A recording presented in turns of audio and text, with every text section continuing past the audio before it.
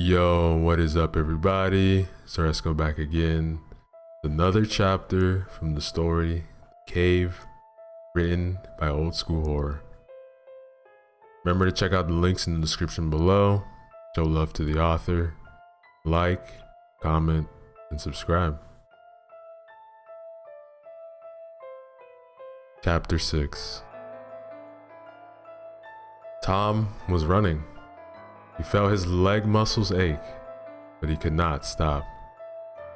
He heard the sounds of the giant spider's many legs hitting the ground. It was fast. He knew it. He felt it. The sharp steps were way too frequent, and he heard them coming closer and closer. The slimy spider eggs were bursting under his feet as he stepped over them. Several times, he was close to slipping, but the adrenaline in his veins was making him more careful and precise steps. It was like his brain was in overdrive, making considerably more calculations than a normal day with no gigantic spiders facing him.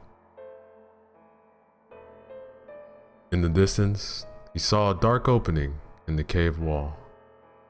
It was most likely the way which he had been carved in to the rock by the corrosive water of the mountain stream.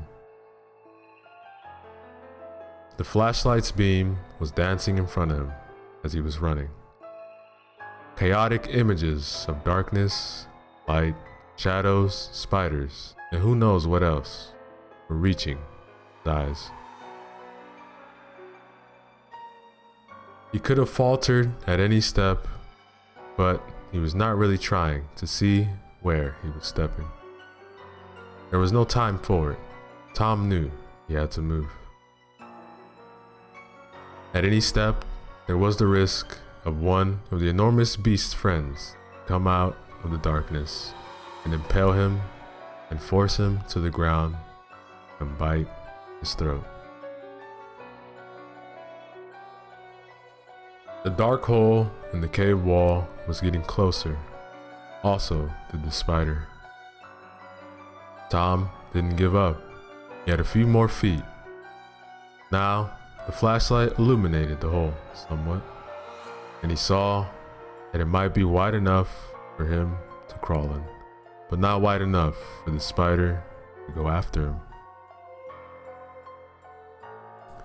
Tom ducked down and went down on all fours in front of the opening just in time. Something had hit the rock above his head as he was halfway inside. Pieces of stone and earth fell in front of the entrance, thus partially blocking the way. The giant spider stuck its ugly face inside, but it was too small. Tom then kicked it a few times, and the spider recoiled in anger. "Yeah, that's it, yeah, fuck off, you ugly beast." The spider tried one more time, but as more rock was falling on its head, gave up. Tom searched his surroundings. The tunnel was about 3 feet wide and 3 feet high. He couldn't see any spiders here. It was good news. The slimy and nauseous red stream, however, was flowing right beneath him. It soaked his clothes, and its smell filled his nose, and he was close to throwing up. It was now that he realized that he was thirsty, but drinking from this poisonous stream was no option. He had to resist the thirst and go forward. There was no turning back. He had to find Alex or die trying.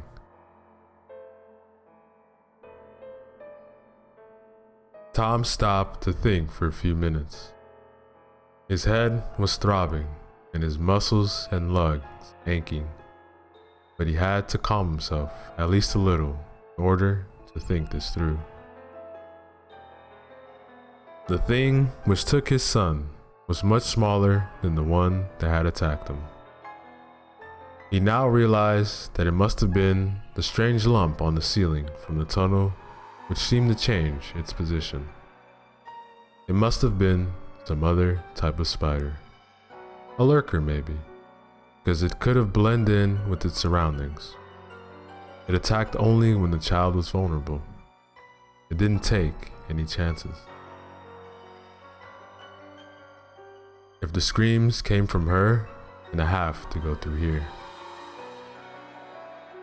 Tom took a deep breath, almost threw up again, and then began crawling through the tunnel.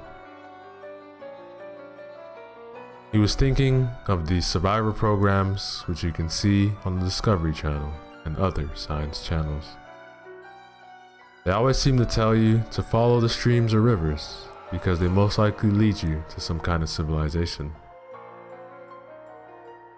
He uttered a faint laugh because this stream didn't lead to any civilization.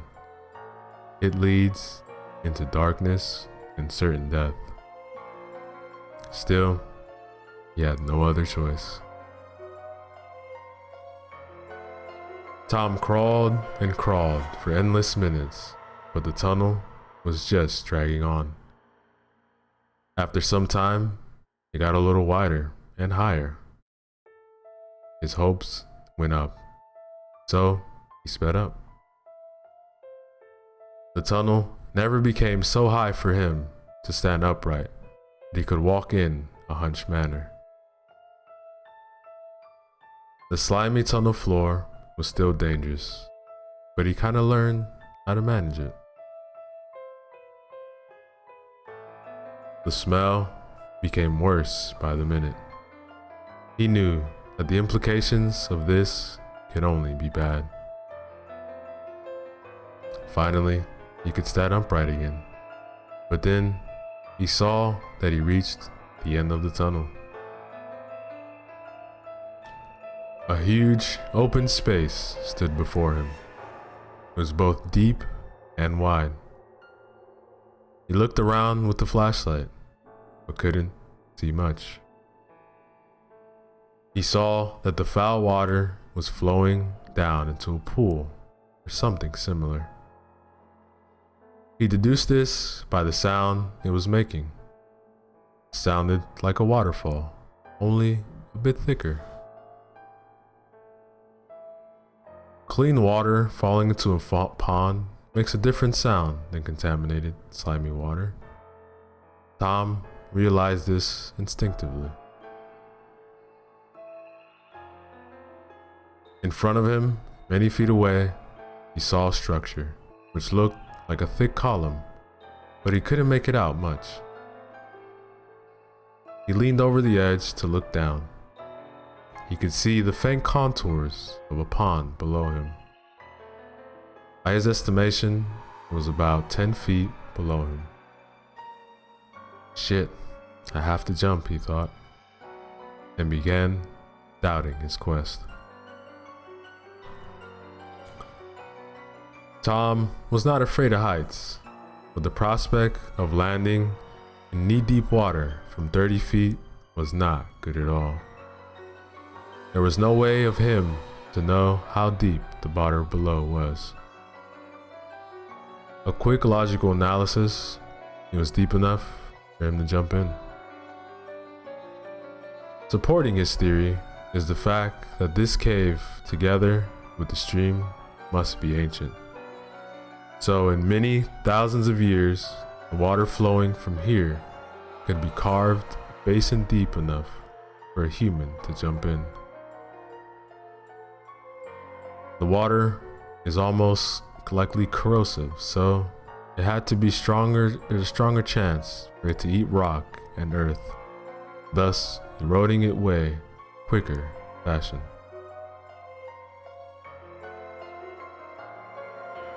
The prospect of jumping, however, still proved to be impossible. It doesn't matter how logical a person you are, fears and instincts are much deeper and older than any analytic thought. The neocortex is much younger than the reptilian brain, after all. Tom then remembered something from his childhood. Near the town he had grown up, there was a lake which he had visited with his friends. They used to figure out the depth of the water by throwing rocks into it. A rock hitting shallow water sounds different from a rock hitting deep water. This revelation was welcome to Tom, so he turned to find a rock somewhere near him. His surprise was great, however, because behind them, on the tunnel ceiling, he saw the same kind of spider which had taken his son. He froze in fear, knowing that behind him is a deep chasm, stopped him from going back. The spider was indeed blending into the surroundings, like a chameleon. What betrayed it was the reflection of the flashlight beam in its dark eyes. It dropped to the ground and fell on its hairy feet like a cat. Tom gasped. His heart and mind were racing. There was nothing he could do. The spider inched closer and raised its front legs, just like the bigger one earlier. It was ready to attack, so Tom drew back instinctively. He couldn't control it. It was the reptilian brain taking over again. But now, choosing the better out of the two evils, Tom slipped and his body began falling backward. He extended his hands, but he grasped only air. There was nothing to hold on to. And that, ladies and gentlemen, is the end of chapter 6.